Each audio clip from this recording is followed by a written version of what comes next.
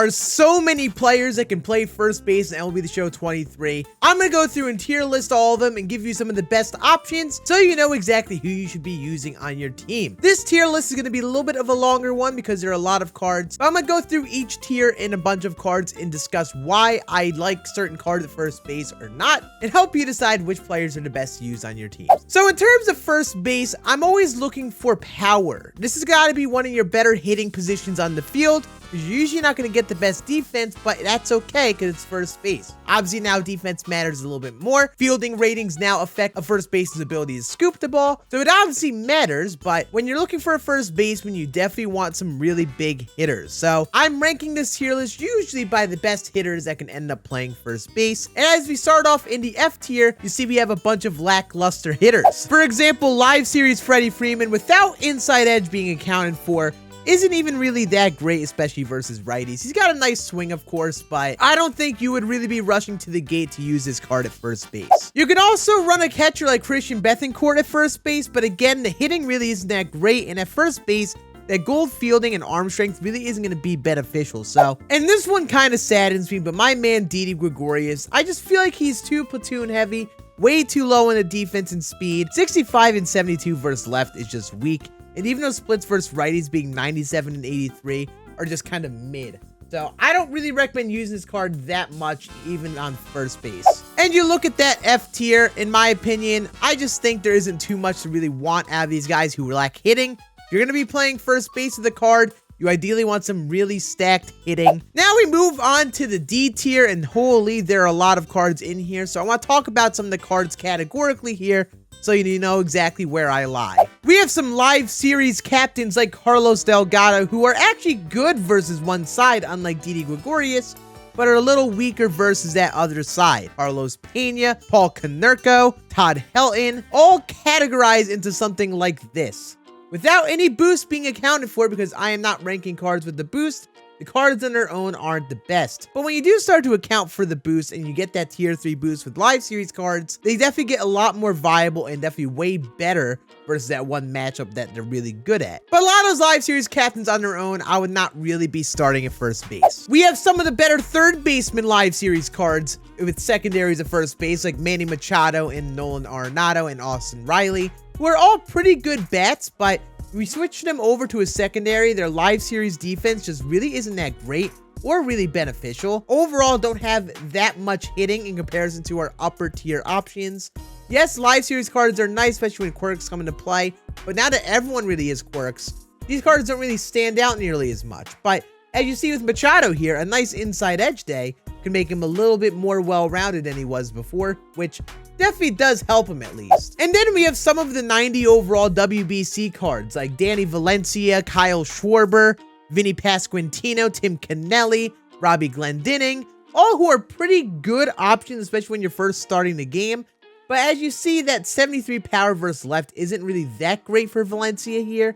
And as you start to work your way up the list, I find the other hitters to be a little bit more consistent and just providing a little bit more overall. And a lot of these WBC cards really don't have many quirks, so they are definitely not too great in my opinion. And this D tier list is honestly going to end up being a starter list for people. If you're first beginning the game looking for a good card, this is probably going to be who you use near the very beginning of the game, or with those individual theme teams that you rock, which gives them a place in the game, but I don't really think most people will be running out of their way to get those cards.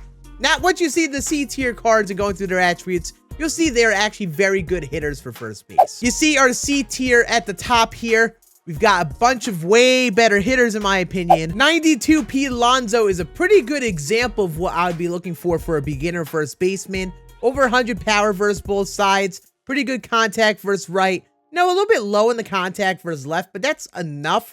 Speaking, he does have 100 power and a bunch of quirks to make up for it. A card like this, especially if you did decide to use the captain boost, is a very nice beginner card. And you see he's bringing consistent power versus both sides, which is something that I prefer. We've also got Manny Machado's captain, which you're going to get a little bit more contact out of, but sacrificing a little bit of power. You're also going to get a little better fielding at first base, if that's an option you prefer. The Sanford Green series cards have a bunch of secondaries, and a good amount of them can play first base, like Buck O'Neil, John Donaldson, and Martin Nahigo. And while these cards are pretty good on their own, they're definitely way better when you account for that captain boost, the 95 Buck O'Neil. But if you were to use them on their own, you know, Buck O'Neil here is at least a consistent hitter versus both sides. Same thing with Martin Nahigo and John Donaldson. While they have their different pros and cons, they're pretty solid options at first base, especially if you did complete those storylines and want a nice starter card there. And don't sleep on Edouard Julien. You can use him at first, third, in the corner outfield. While I think he's best at second base, this is a nice first base card because you see he's got consistent contact versus both sides. That'll play on all difficulties of the game. And, you know, pretty good power versus both sides, which gets the job done. It's nothing super impressive, though. There are definitely better cards to use at first base, but you see that all of these cards in the C tier provide at least consistent hitting versus both sides that should be pretty good on the upper difficulties of the game. Guys like Hannes Wagner are probably not best at first base, but could be nice there. Or even guys like Justin Turner's Team Affinity card are not bad options there, who are pretty good hitters. But once we get to this B, A, and S tier, honestly, these are going to be the cards that you shoot for and really want to use. I think some people will honestly be using cards in that B tier at first base, especially from my experience so far. We slide up to the B tier and you just see way more consistent hitting. A lot of really nice cards, including some of the 97 Charisma cards. I want to start off with 95 Paul Goldschmidt. He's great versus lefties, pretty good versus righties. He is a quirk god, and genuinely, I have loved his swing. I feel like his swing this year, along with Nolan Arenado, is really great. Even though their attributes might not be as good overall as some of the big names in this section, you'll see, I think their swings really play up, and there are going to be some very good choices here, especially with that level of attributes they're bringing. Goldschmidt, especially, is a good one. We have the captain Buck O'Neil, which definitely brings a little bit more power versus both sides, diamond defense.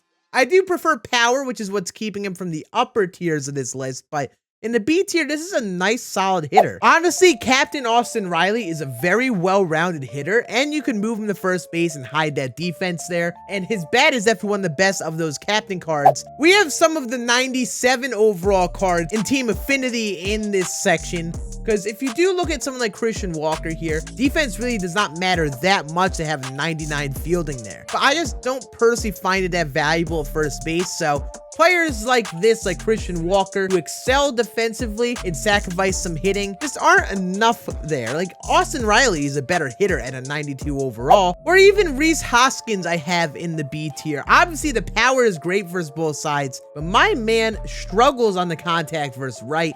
72 contact versus right just feels a little too low to put up with the other 97 overall charisma cards. The power will certainly play though, and if you play on all-star difficulty, this card will certainly rake.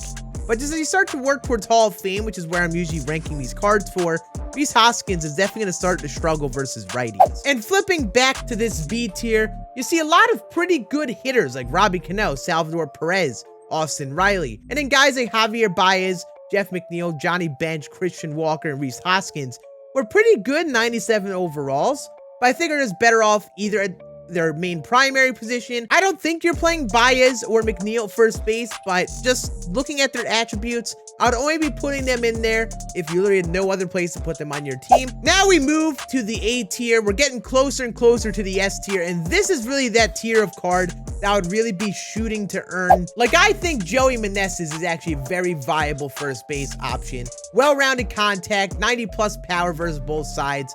This is the type of hitter you want out of first base, in my opinion. You could play 97 Eugenio Suarez at first base, and you compare him to Rhys Hoskins. He's bringing more power versus both sides. The only thing Hoskins has on him is the contact versus left.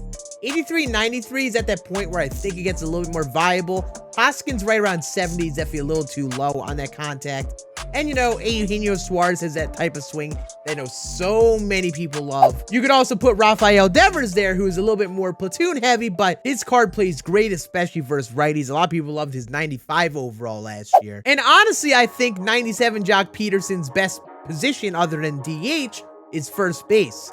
He's a lot like Rafael Devers, but a little better versus lefties. You are going to be getting really bad defense there, but he is a nice bat versus righties. We also have the new 99 future star Jordan Walker, who is probably better off in the outfield, but If you want to play him at first base, he's going to be pretty similar to like the Eugenio Suarez on the overall hitting attributes. We've also got 99 Miguel Cabrera, who is pretty good versus both sides with over a 95 power. And again, bad defense, but this is the type of hitter I want at first base. As you see in that A tier, all of those cards are definitely sacrificing a bit defensively usually, but are big bats. That's what you want at first base, big power. This hitter should be one of your best hitters in your lineup, along with like your DH and then left field, right field, and third base. So in my opinion, I would be really targeting guys like the guys in the A tier as you're really starting to build that ranked competitive team. And if you look, I did decide to move Byung-Ho Park up to that A tier. Looking at his attributes one more time in game, he's actually not that far off from Eugenio Suarez with the contact and power, so we'll put him right there in the A tier. I think he's deserving of it. But we slide up to the S tier, and yes, you see the top few first basemen that I would really be looking for. If you've not ever used Lou Gehrig card, trust me, but his swing is a very favorable swing. Plus, he gets the most quirks out of a legend, they were saying on the SDS stream. He is going to be a great first base option.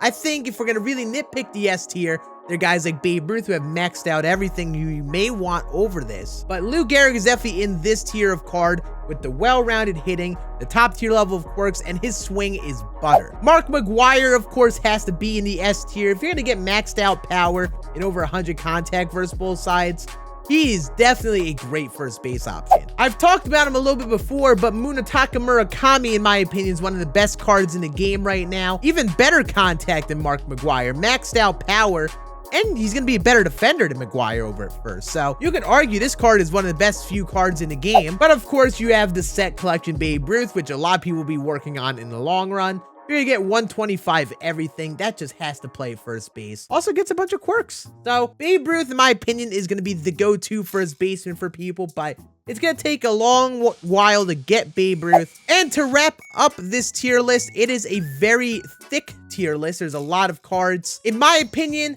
you should be looking for big time hitting at first base, especially power. Don't be afraid to sacrifice that defense a little bit over at first. No matter the matchup, you want this first baseman to be one of your best hitters. And I will say, there definitely aren't that many switch hitters. So I would love to see some switch hitting first baseman here down the road. If you enjoyed this tier list, hit that thumbs up, and I appreciate you all watching. Feel free to check out this tier list as well, where I went through all of the best catchers in MLB 23.